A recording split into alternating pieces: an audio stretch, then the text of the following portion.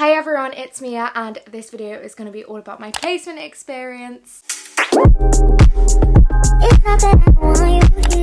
For context, I go to Bath University, I do an economics degree and my placement was in digital marketing at a skincare company. I asked you guys on Instagram any questions that you have about a placement year or anything specific to do with my placement and location, everything like that. So I'm going to split this video up into sections and answer all of your questions. Just to clarify, if you're not entirely sure what a placement year is, it is after 2 years of your university degree, you may have the opportunity to do a year of work experience. So it's kind of like a 1-year internship for the purposes of finding out if that is something you'd like to do as a career and add experience to put on your CV. I think it's an amazing opportunity and I'm so grateful that I got to do it. Bath Uni is really big on placements. Pretty much everyone I know has done a placement. Did your uni provide you with the job or did you research? So the uni does provide a list of potential employers that you can go onto their website and look at the application process, but it's mostly self-led. So for my one, I actually just emailed this company that I work for and basically asked for a 1-year internship, showed them my CV and what I can do for them basically, and that is how I got the job.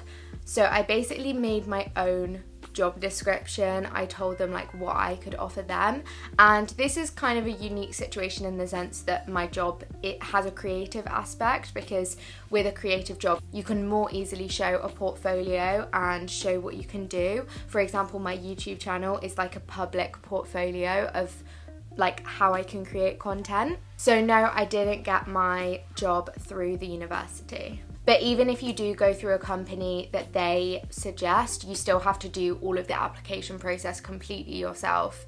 The fact that the uni has recommended that company doesn't give you an advantage, if that makes sense. Leading nicely onto the next question, what kind of guidance do you get from Bath for the placement year? Is it mostly independent?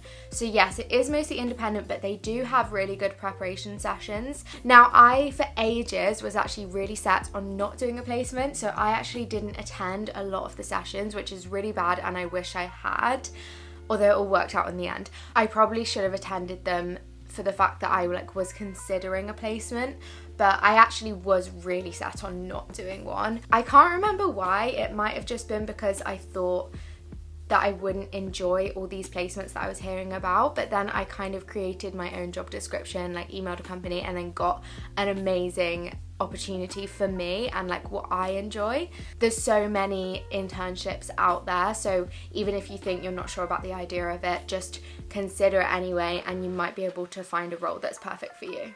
So in these placement sessions, they go through how to do a good CV, how to like be in interviews. I think you can have like a one-on-one interview prep thing.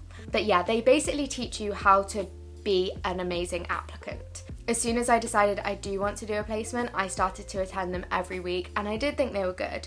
To be honest, I felt like I knew a lot of that information. I guess they kind of teach you that at school as well, like how to be a good applicant, how to have a good CV. There's a lot of that when it comes to applying to university. But I do think the placement sessions were useful, and especially useful if you're applying to like really highly competitive placements. For example, a lot of people on economics would apply to JP Morgan, HSBC, all these like big banks and investment firms, which are highly competitive. So for that, you probably would want more prep. But for me, my placement was more of like a casual, like I wasn't up against anyone because it wasn't a job being advertised. I kind of just approached them and went like, do you need anyone to do this? Because I can do it. So I wasn't up against anyone, but I still had to prove myself, if that makes sense. How did you land a marketing placement without a marketing degree? So essentially, I've been doing content and digital marketing as a hobby for so long. For example, my YouTube channel and my social medias show that. So I got it through experience. And obviously I've worked with a few brands on YouTube, like with paid collaborations and stuff, so that counts for experience. And obviously just making my videos and stuff, like I've been self-taught in this for quite a few years. That is the main reason that I got my placement, basically. Not so much to do with my degree, but more to do with my hobby, which is incredible. And I just literally never would have guessed that this would have happened a few years ago. So I'm really grateful that I've stuck with my social medias for so long, because it gives me so much opportunity. I think especially in creative careers, experience means way more than a qualification. Now, I'm still really new to the industry, so don't take that as like completely true, because I'm still literally 20 years old, like just entering the industry. I do not know everything. I have so much left to learn. But I do think that having something to show for yourself rather than just like, I'm doing this degree, is so much more powerful, because it's like tangible proof. How did you get your placement? Did you have prior experience? So yes, this is kind of linked to the last one. So I'll put on the screen or in the description like an example of the email that I sent to get this placement. I did actually make a video when I first got the placement, like how I got my dream internship, and that has a lot more info in as well, so I'll link that down below. It actually took a while to get a response, because the company that I went for, I didn't know this at the time, but we're going through a lot of changes and growth, and basically they were really busy for a while and didn't know like what they were going to do about their employee situation, I'm pretty sure. Like I think they weren't sure whether they were going to hire someone yet. So it took, I think it was about 2 months, but let me just double check that. I think it was around 2 months that it took for them to respond to me, but then when they did, they were really enthusiastic and came across like they really needed someone like me. And then we had a video call for them to kind of get to know me and for me to get to know the company, and that was kind of like an interview, and then I got it from there. And about the prior experience, yes, the prior experience that I had was through my own social medias, working with brands through my social medias, and being self-taught in digital marketing, video editing, content creation, all of that. So yeah, like I said, I'm really glad that I took this up as a hobby, and somehow it's like becoming my career. It's so incredible and lucky, and yeah, I literally count my blessings every day that I'm doing something that I love. Something I forgot to mention is the connection between me and this company in the first place. So the reason I had their contact details is because they reached out to me through influencer outreach, and they wanted me to film a video that they could use on their social channels. So essentially they had like seen a piece of work that I could do, because they contacted me to ask for that, and then off the back of that, that's when I emailed and asked like, are you interested in having someone? Also, I applied to 2 roles prior to this in around February time, and I was not successful with these. So yeah, I forgot to mention that as part of the journey, but yeah, just to let you know, like it's normal to get rejected from stuff. How many pages should your CV be?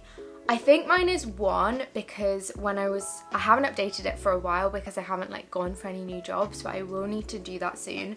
I think it was 1, but I did struggle to fit everything on 1 page, so I think after this year of experience I'll want to put more detail, so I think I'm gonna put it as 2 pages. Yeah, I think they tell you this in the placement prep sessions, but I think the guidance is 1 to 2 pages. Companies to aim for. So obviously it really depends on you, it depends on the job that you want, but the reason I wanted to answer this question is because I went for a company that like really aligns with my values. So the skincare company that I work for is all vegan, cruelty-free, sustainable, environmentally conscious, and it's just very aligned with my own values. So what I wanted to say about this question is go for a company that you feel passionately about, because I think it just makes the job so much more enjoyable, and I think it makes me better at my job, the fact that I can really connect with the company and like see its values, and I can like implement those values because it's the values I have in my own life. When to apply and when do you start the placement? I know people that applied like literally at the start of 2nd year, so in like the September of 2nd year, so like a year in advance. So if you're going for like these big jobs, whether it's really highly competitive, just apply as soon as the applications are open. Some of them will open like September, October, November time. Some of them might be more like spring of the following year. You just have to like keep checking and just apply as soon as possible. But as I said, I was set on not doing a placement for a while, and I only decided after Christmas of second year. So I started applying, I think it was around February, and to be honest, at the time I felt so much pressure because I had friends that had already secured placements or people that were really far down the line. And what I would say to this is there's no rush. There will always be job opportunities, there will always be new ones coming up. Try not to feel like you're far behind, because I even know people that have got placements like in the summer after second year and then just started in September. So you can always get something last minute. So don't feel pressure to get it like a year in advance, because even though that's incredible, there's time. There is time. And I started my placement in the June after second year, so literally right after I finished exams pretty much.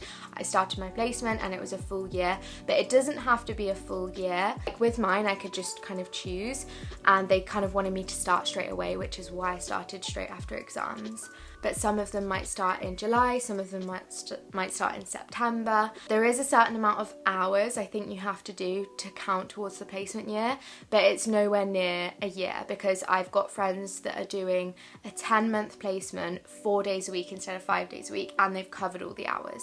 So it's basically just what your employer wants, you just kind of go with that. So my placement is ending on June 10th, which will have been a full year, 5 days a week, but I'm actually going to carry on part-time throughout the summer. Someone else said, like, what was the timeline of progress? So yeah, I think I emailed this company in February. I heard back a couple of months later, I want to say, and then we had the call to kind of like the interview, and then they basically wanted me to start straight away, which is why I started straight after my exams. I just wanted to jump in here and say that everyone's timeline is different. If you're working for a smaller company, it's more likely to be a quicker timeline like mine, because they can kind of just make decisions quite quickly and not have to consult a load of people. But then if you're going for a really big company, then the timeline is probably going to be a lot more stretched out, because they'll be interviewing loads of people and consulting loads of people on who to hire. Experience living in London as a student. So I love London. I love London so much. It is the place for me. It is just so my vibe. I love the busyness, how like there's so much to do here. I don't mind that it's packed. I don't mind that it's a huge city and I don't know many people. I absolutely love it. It's definitely not for everyone. I think you probably have to live here to like figure out if it's a good fit for you. But that's another reason I think a placement is such a good opportunity, is to live in a city that you might want to live in after you graduate, and then you can kind of test it out, which is what I'm doing right now. And I've kind of figured out that I would like to move back to London after I graduate. I'd say that I wouldn't want to be in London with no money. So I'm getting paid for my placement, which is how I can afford to live here. Like, I pay my rent, my bills, my fun money, everything comes out of my salary, and I'm really lucky that I can afford to live here. I'm not sure if it would be as fun if I had no money, but equally I do have friends that are doing unpaid placements and they're still really enjoying London, and we just kind of do less expensive things, or there's loads of things to do for free. So yeah, I wouldn't say you do need a huge amount of money. Obviously it's a huge privilege to be able to afford rent and like just survive here, but in terms of like going out and doing fun things, there are a lot of things to do for free. And for example, when we want to go to a nice place for a drink, we might just go for one drink at an expensive place, and it's still getting the experience of it. But like I said, I am a little bit more comfortable because I'm getting paid, and especially if you're doing a paid placement, I think you'll love London. Like, there's so much to do here and it's an incredible city. What's the most common city you'd recommend for econ students to get a placement? So the most common city would be London, because all the big banks, investment firms, like all of that, those sort of companies are in London. Obviously they're in like all major cities as well, but London is like the hub for finance, I feel like.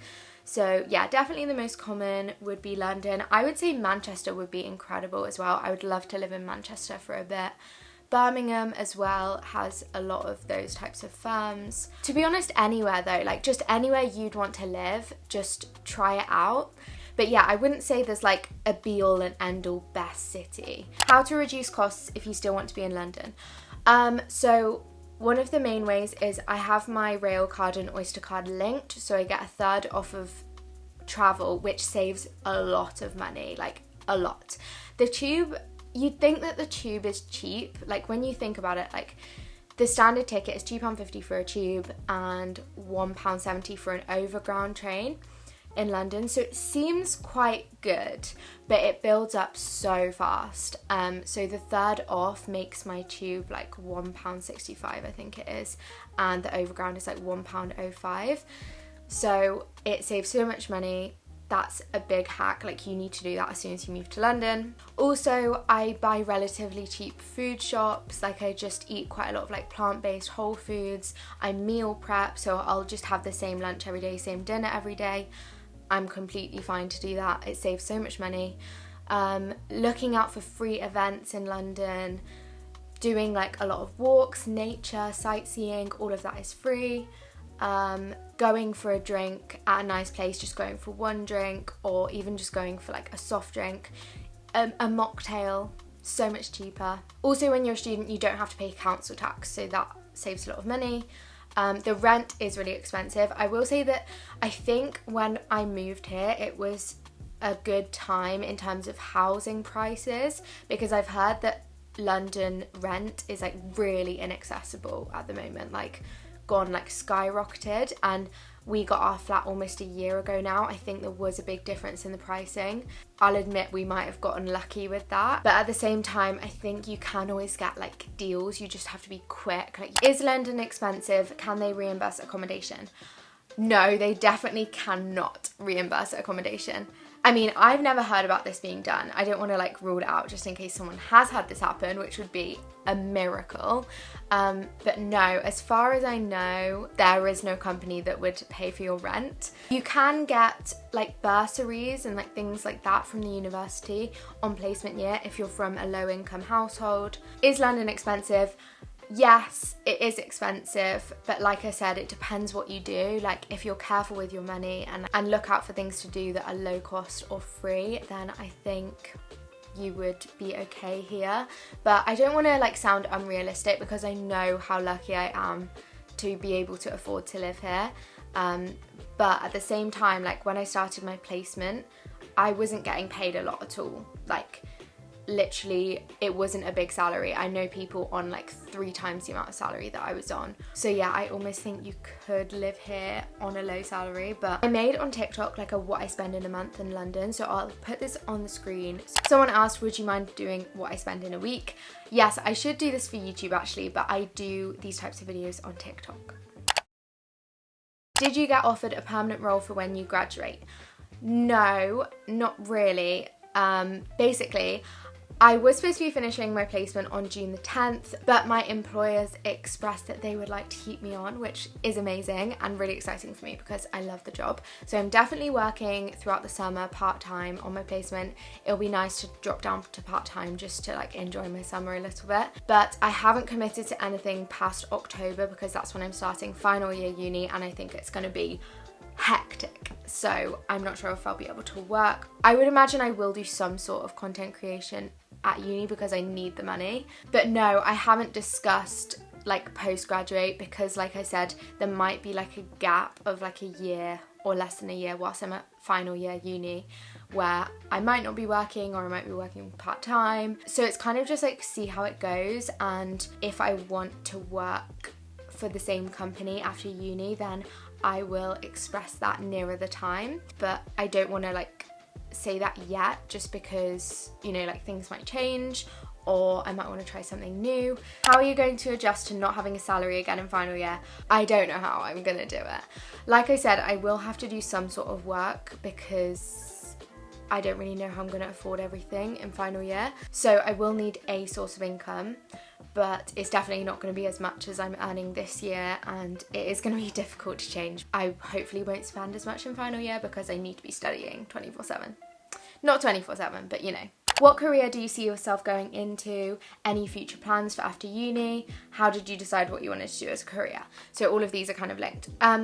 So I see myself going into the same thing that I'm doing now. So digital marketing and content creation, which includes content creation for things like social media, website, email marketing, maybe even like a social media manager. If you want to know more about what my job is, I have a lot of vlogs where I like do like a day in the life. So I'll link that down below.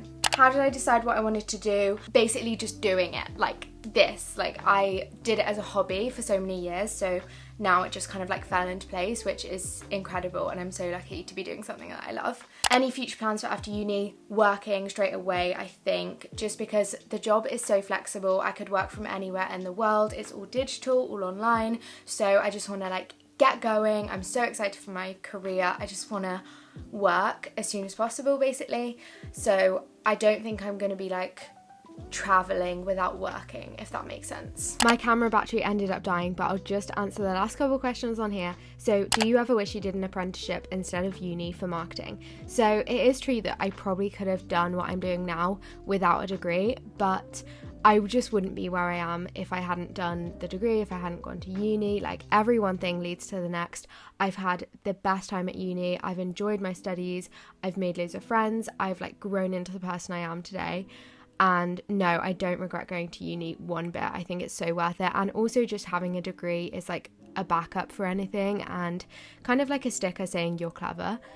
Also, I do use elements of my degree in my work at the moment, especially when talking about growth strategy and analysing data of adverts and social media statistics. Did you feel like you missed out on uni when on placement and your friends were still there?